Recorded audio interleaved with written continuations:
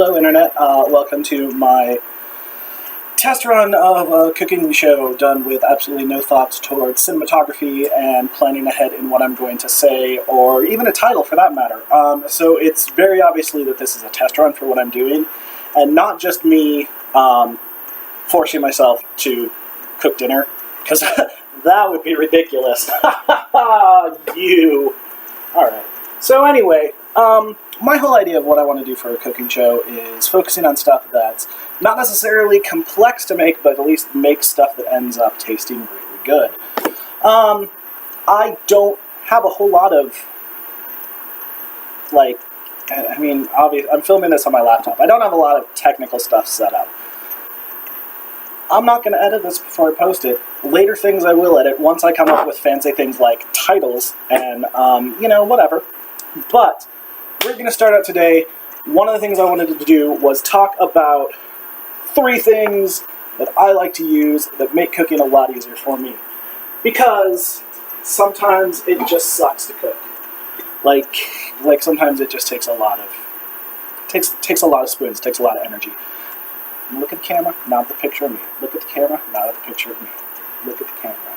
Alright, so first thing, your crock pot. Your slow cooker, whatever you want to call it. If you are cooking without a lot of energy, this is your favorite thing. Or, it could be.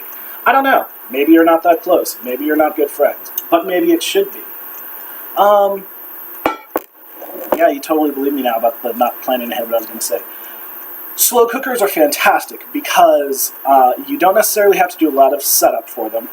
You can put stuff in, you set it on the crock pot thing base to cook, you set the timer, and you come back in several hours.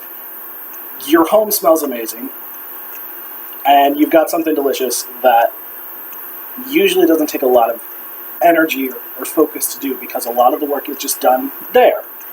The one downside to crock pots, slow cookers, is that they are difficult. Like, sometimes they take a lot of energy to clean.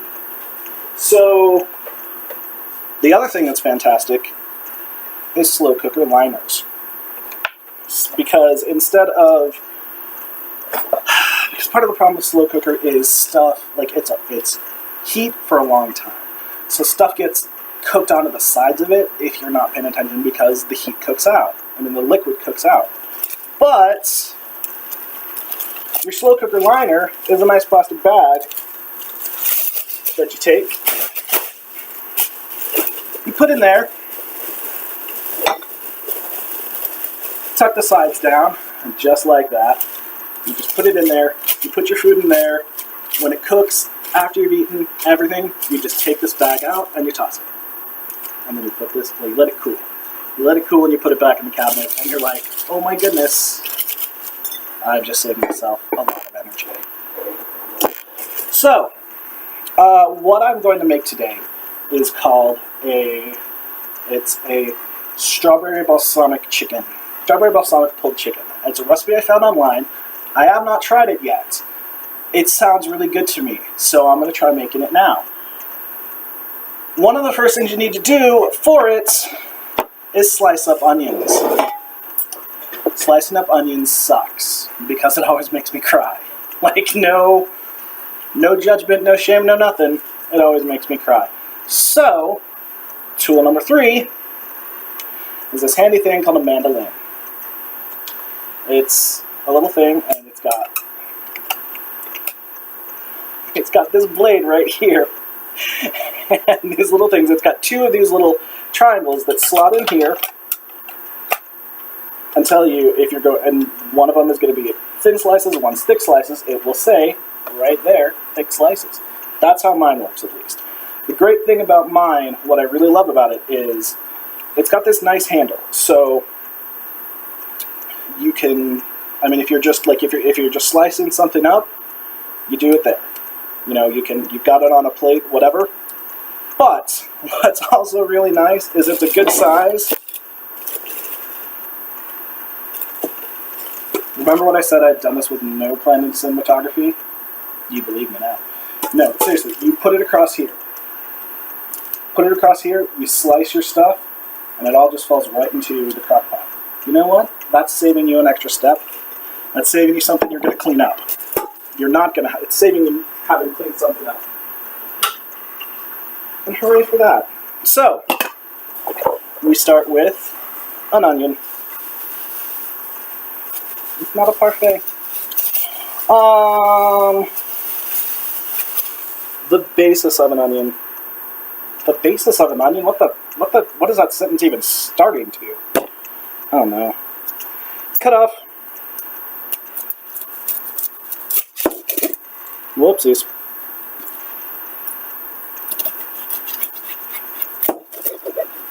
You cut off the two root ends of the onion.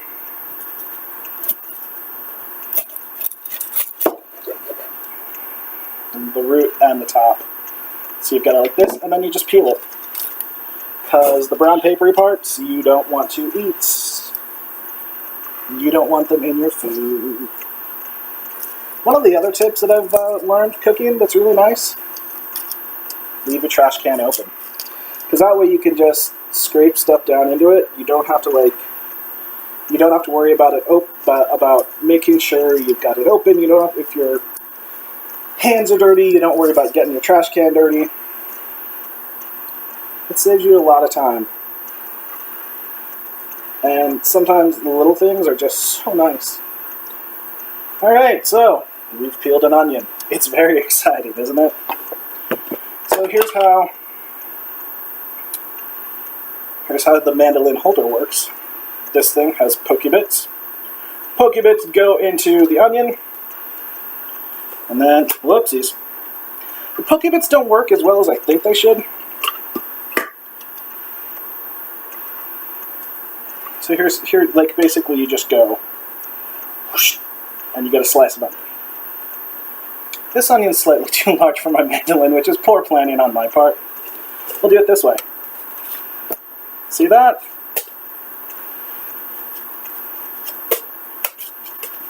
And it just falls in. How easy is that? Easier if like you can actually see it, probably. So we will do this thing from the side here. Pokey bits in, and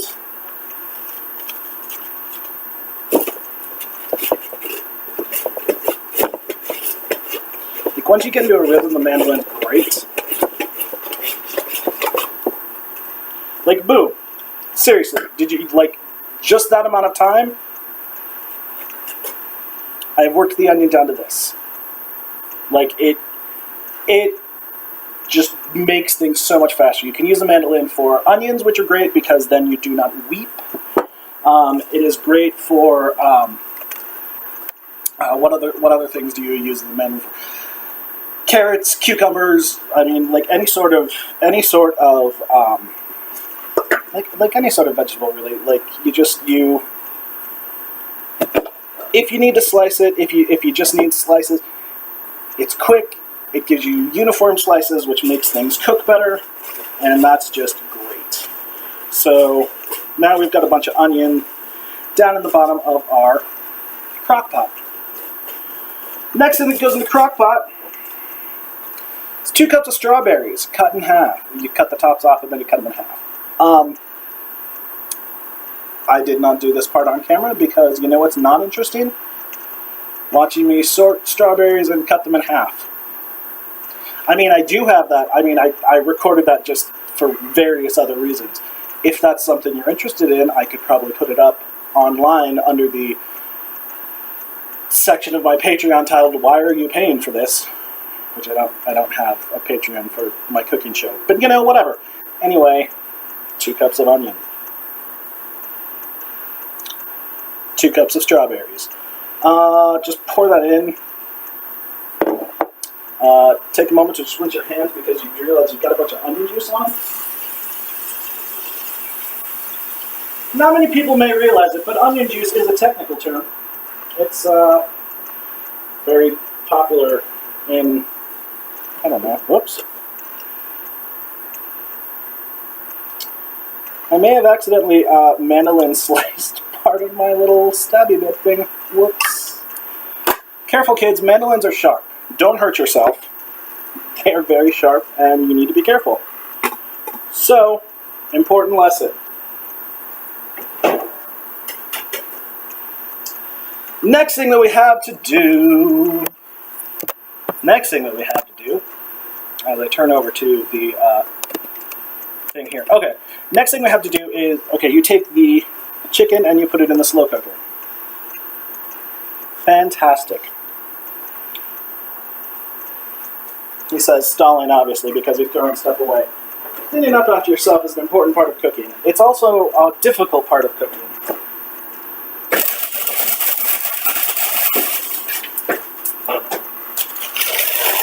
It says use chicken breasts. You know what's great in a slow cooker? Frozen chicken breasts. Because it saves you that much time. It also makes it easier, a little bit easier, to deal with things like cross-contamination, because I don't have to put my hands in on the chicken. I can just go zoinks, dump it in there. Alright, that step was easy. The shaking things is not necessarily fluent. Alright, so the next part is making the sauce that this is going to cook in. It tells me to take these ingredients and whisk them up in a bowl. That seems unnecessary to me. Because what I could do instead is take a measuring cup. First ingredient is a half cup of balsamic. Well, I could pour out a half cup of balsamic into a measuring cup and then pour it into a bowl. Or I could just pour it into a measuring cup and save myself one more thing that I'm not going to have to clean later.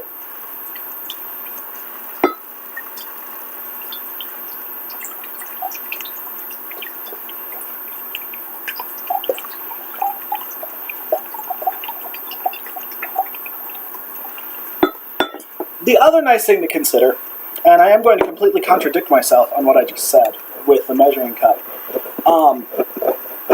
When you're making stuff for the slow cooker, when you're making stuff for sauces, you don't need to be exactly precise.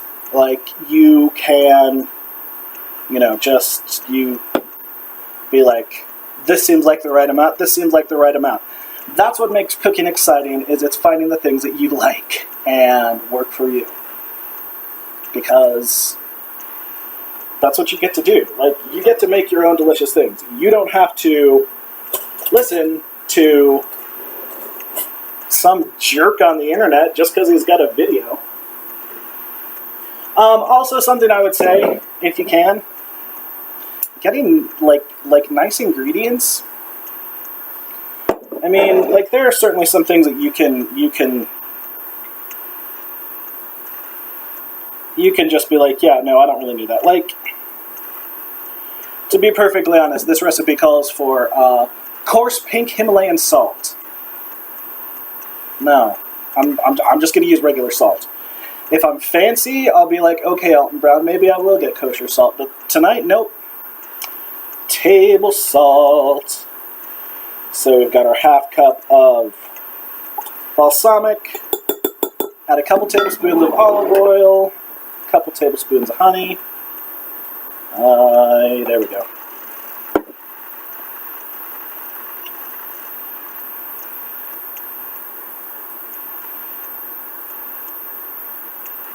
See, when I do this again, I obviously need to have like a better camera setup so you can actually see my hands. Here we go. Also, I need to remember to have the honey prepared to use so that it's actually just there to pour instead of me standing there like a jerk waiting for it to sink down to the bottom of the stupid jar. This is the first tablespoon of 2. Oh, man. Oh, man. Also, here's the realistic thing about cooking. It is not going to work out perfectly all the time. And that's okay. As long as you've got food, as long as you've got something that you enjoy and that you'll eat, then you did something good. And sometimes when my brain is shitty, Like, that's the most important thing to me, is being able to say, okay, well, you know what? Today was kind of a tire fire in my brain. But I made something that tasted good. I made something I was able to feed my wife. I was able to feed me. Things are good. And I mean, like, that's the most important thing. Like, there are always going to be problems, but there are always going to be problems when you're cooking. But as long as you've got food and it tastes good, who cares? Who cares about anything else? It doesn't matter. You're doing something, and that's important. I think that's all the honey I'm going to be able to get out of that. So, there we are. Stir that up, balsamic and honey, and a little bit of salt.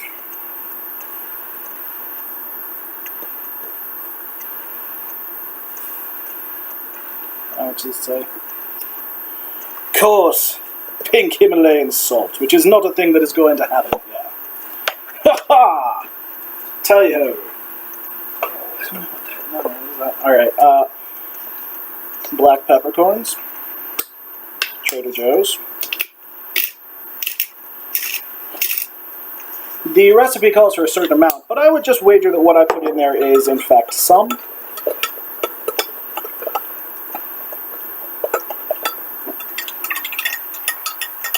Stir that all together.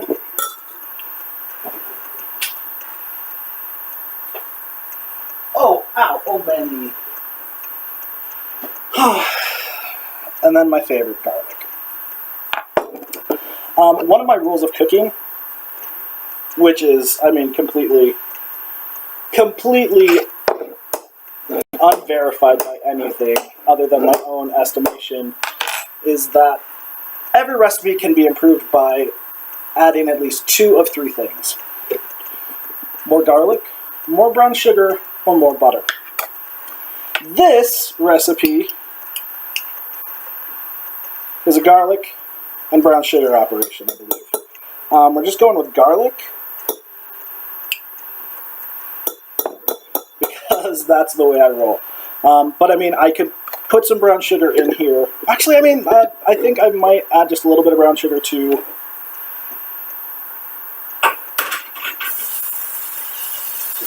No, not right now. Not going to worry about the brown sugar right now. But, I mean, I could add it in to sweeten up the sauce here with the balsamic and the honey. I mean, I guess the honey is like a substitute for brown sugar. But brown sugar is delicious. If you make a recipe and you don't think it could use more brown sugar or honey, or brown sugar, butter, or garlic, I think you might be wrong. Sorry. So, just get the last bits of honey out of here that I can. Stir this up one more time, and then what we do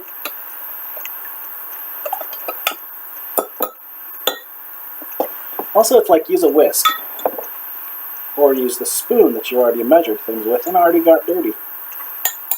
Same, like recipes will give you a lot of things that don't necessarily make a whole lot of sense.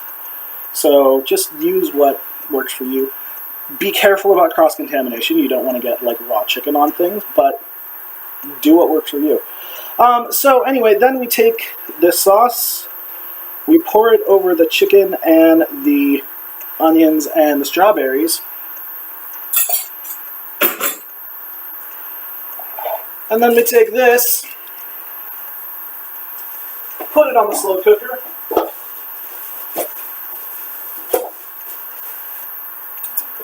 put the lid on top of it, and set it to low. And then in about 6 hours, I'm going to come back to that and take the chicken out and shred it. Maybe cook down the sauce a little bit. We'll see how that goes.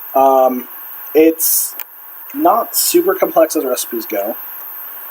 The cutting up the strawberries and the onions might be a little bit of a strain depending on your spoon status, depending on what your particular chronic illness is. But I mean, it's the slow cooker is good for low spoon days because I mean I just spent 20 minutes, and a lot of that was unnecessary talking. Like if I had just been doing this by myself, I probably would have put it together in about 10 minutes. And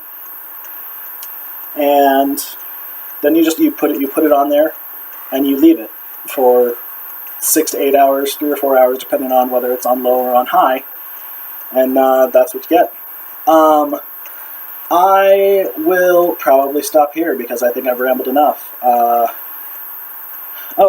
Later on you take the chicken out and you take 2 forks and you shred it and you put it back in. Did I mention that? I may have mentioned that. I don't remember because I remember that whole thing about not planning it.